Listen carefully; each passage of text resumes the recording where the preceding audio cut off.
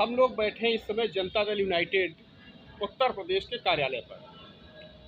कार्यालय के संरक्षक माननीय सचान साहब हैं और चौधरी जयवीर सिंह साहब हैं।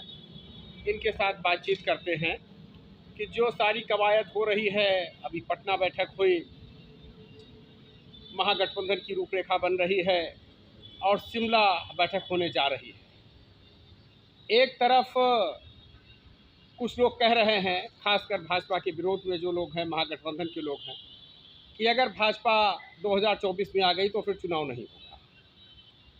वहीं भारतीय जनता पार्टी के लोग ये बात कह रहे हैं कि राष्ट्र के लोकतंत्र को तो विपक्ष ने ख़त्म कर दिया था।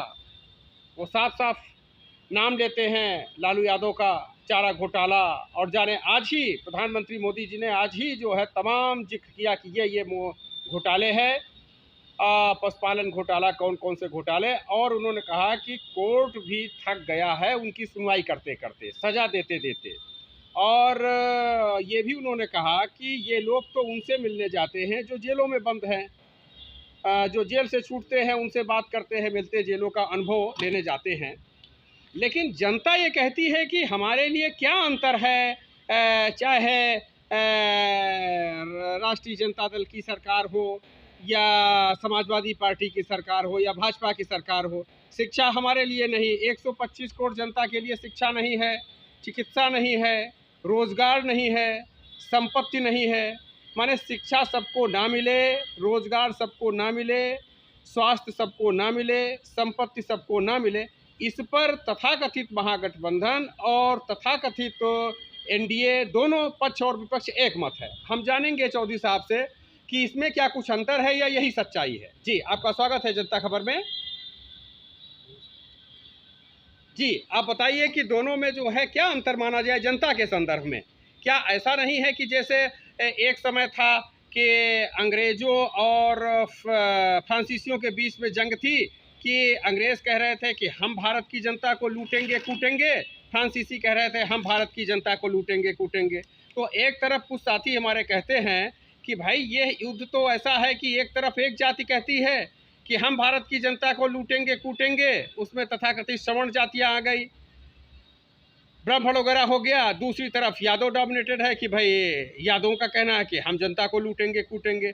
तो देश में क्या ब्राह्मण बनाम यादव की ही लड़ाई हो रही? माने एक तरफ एनडीए माने ब्राह्मण सत्ता और महागठबंधन माने यादव सत्ता। जी, आप बताएं। देखिए, आपने प्रश्न और उत्तर स्वयं दे दिए। जी, भारतीय जनता पार्टी के द्वारा जब से महागठबंधन की बात आई है, जी, और जब बैठक 23 तारीख को हुई है, 23 जून को, जी, उसके बाद में भारतीय जनता पार्टी पूरी तरह से बौखला गई जी, और तब से वो प्रहार कर रही है कि ये लूटने का काम कर। आप बताएंगे और देखेंगे कि पिछले सालों से कांग्रेस की भी सरकार यहाँ रही है, जी, यहाँ जनता दल की भी सरकार रही। चार प्रधानमंत्री देश को जनता समाजवादी पार्टी ने दिए हैं, इस गठबंधन के द्वारा मिले हैं। चंद्रशेखर हो, चौधरी चरण सिंह जी हो, वीपी सिंह हो, देवगौड़ा हो, गुजराल हो, जी, जनता को कहाँ लूटा है।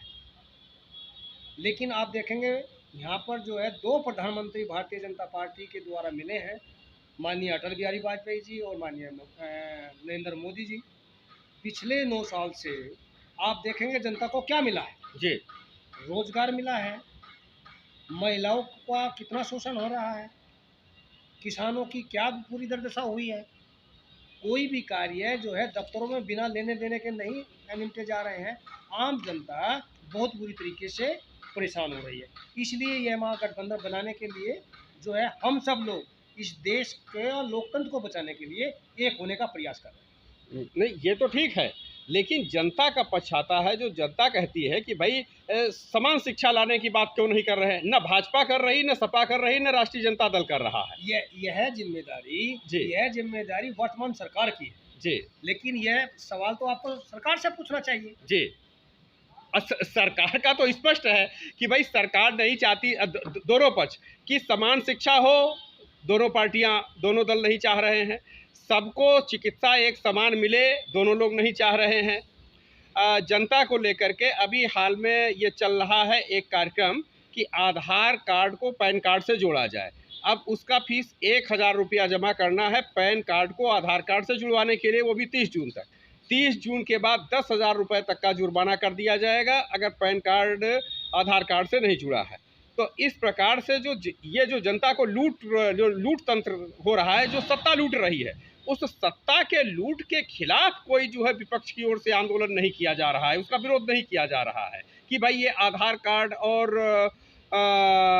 ये पैन कार्ड को जोड़ने में जो 1000 रुपया लिया जा रहा है, ये गलत लिया जा रहा है। निःशुल्क इसका जो है किया जाए, सरकारी स्तर पे किया जाए। जी, तो हमने बताया ना जी कि लोकतंत्र की जो हत्या कर दी है भारतीय जनता पार्टी के द्वारा, आंदोलन जो लोग चलाते हैं, जो बात करते हैं, उनको जेल में ठूसने का काम होता है। जी, देश के अंदर ऐसे हालात है इनडायरेक्ट में इमरजेंसी जैसे। जी, अगर आप सरकार के खिलाफ कोई बोलते हैं तो उसके खिलाफ मुकदमा कायम हो जाता है। जी, ईडी लगा दी जाती है, जी, सीबीआई लगा दी जाती है। जी, तो ये जो सवाल आपने पूछा है तो सरकार का सवाल है, सरकार से आपको पूछना चाहिए। अब ये सरकार की जिम्मेदारी है कि यहाँ पर रोजगार हो, यहाँ पर महिलाओं का सम्मान हो, यहाँ किसान खुशहाल हो। तो हम सब लोगों की ये जिम्मेदारी है। अगर सरकार इस और बढ़िया अच्छा तरीके से काम करेंगे, हम लोग सब साथ रहेंगे। बिल्कुल, बिल्कुल। लेकिन जब यहाँ ऐसा नहीं हो रहा है, तब हम लोगों को ऐसा लगा कि इस लोकतंत्र को बचाने के लिए हम सब लोगों को एक साथ बैठ करके और जो है इस लोकतंत्र को जो भीमराव अंबेडकर जी ने हम लोगों के लिए, सब लोगों के लिए, चाहे वो भारतीय जनता पार्टी के लोग हों, चाहे वो जनता दल यू के लोग हों, चाहे वो लोक दल के लोग हों, चाहे वो समाजवादी पार्टी के लोग हों, चाहे वो कांग्रेस के लोग हों, सभी के लिए वो बनाया है और वह बचा रहे, इसलिए हम सब लोग एक हुए हैं। और इसके बहुत अच्छे परिणाम 2024 में देखने को आप लोगों को, इस देश की जनता को मिले। 2 आरोप लग रहे हैं कि इसमें जो है जैसे उत्तर प्रदेश में गठबंधन हुआ, सपा बसपा का गठबंधन, तो मुस्लिम पक्ष के लोगों ने आरोप लगाया कि साहब अल्पसंख्यकों को साथ नहीं लिया जा रहा, कोई अल्पसंख्यकों की इतनी पार्टियां हैं उनको साथ नहीं लिया जा रहा है। अब फिर यही आरोप लग रहा है कि महागठबंधन में जो है दलित चेहरे नहीं लाए जा रहे हैं और अल्पसंख्यक चेहरे नहीं लाए जा रहे हैं, खासकर ओवैसी को वगैरह को लेकर के कि भाई मुस्लिम चेहरा है, पीस पार्टी मुस्लिम चेहरा है और भी मुस्लिम पार्टियां, तो उन मुस्लिम पार्टियों को नहीं शामिल किया जा रहा, दलित पार्टियों को नहीं शामिल किया जा रहा है, अति पिछड़ों को तरजीह नहीं दी जा रही है।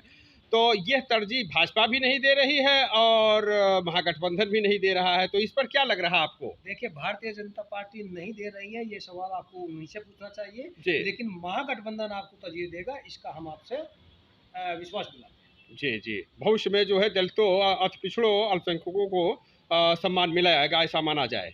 हम पूरा विश्वास आपको दिलाते हैं कि जी, हम लोगों की जो लड़ाई है, जी, पिछड़ों की, अति पिछड़ों की, यही तो हमारी लड़ाई है। जी, इसमें सम्मान नहीं होगा तो किसमें सम्मान होगा? जी, हम किसानों के लिए, अति पिछड़ों के लिए, आप बिहार में देखेंगे महिलाओं को 50% का आरक्षण है। जी, जी, और हमारे माननीय मुख्यमंत्री नीतीश कुमार जी, जी, तो दलित को आपने देखा होगा, बिहार का मुख्यमंत्री जीतन राम मांझी को बनाया है। जी। अब वो भाजपा वाले भी कहते हैं भाई हमने तो राष्ट्रपति कोविंद को बना दिया, मुर्मू को बना दिया। तो खैर, अब ये क्या लग रहा है शिमला की बैठक में क्या होगा? देखिए, शिमला की बैठक बहुत अच्छे परिणाम देखने को मैंने बताया, अभी कहा कि देश की जनता को हम सब लोगों को मिलेंगे और बहुत अच्छे सकारात्मक माहौल में बातचीत आगे बढ़ रही है जी। और महागठबंधन 2024 जी में बहुत अच्छे तरीके से चुनाव लड़ेगा जी और ये कोई बड़ी समस्या नहीं है। जी, चुनाव होगा, बहुत अच्छा चुनाव होगा जी, और इस लोकतंत्र को बचाने के लिए चुनाव होगा और 2 धाराओं के बीच में चुनाव होगा। एक धारा भारतीय जनता पार्टी की है और दूसरी धारा समाजवादी विचारधारा के लोगों की। बहुत बहुत धन्यवाद। ये थे चौधरी जयवीर सिंह साहब, जनता दल यूनाइटेड के वरिष्ठ नेता, और बाबूजी हम लोगों के सचान साहब। आप दोनों लोगों ने जनता खबर को समय दिया, इसके लिए बहुत बहुत धन्यवाद। आप सब देखते रहिए जनता खबर यूपी बिहार, और खूब लाइक कीजिए, कमेंट कीजिए, शेयर कीजिए, और जो भी आप जानना चाहते हैं, समझना चाहते हैं, उसके बारे में कमेंट में बताइए। और जनता खबर से आपको यूपी बिहार की तमाम खबरें मिलती हैं, राजनीतिक खबरें। जो जनता की ओर से सवाल उठते हैं वो सवाल भी जनता खबर में उठाए जाते हैं, और जो पार्टियों की ओर से सवाल उठते हैं वो भी उठाए जाते हैं। आप सभी को बहुत बहुत धन्यवाद। देखते ही रहिए जनता खबर। धन्यवाद।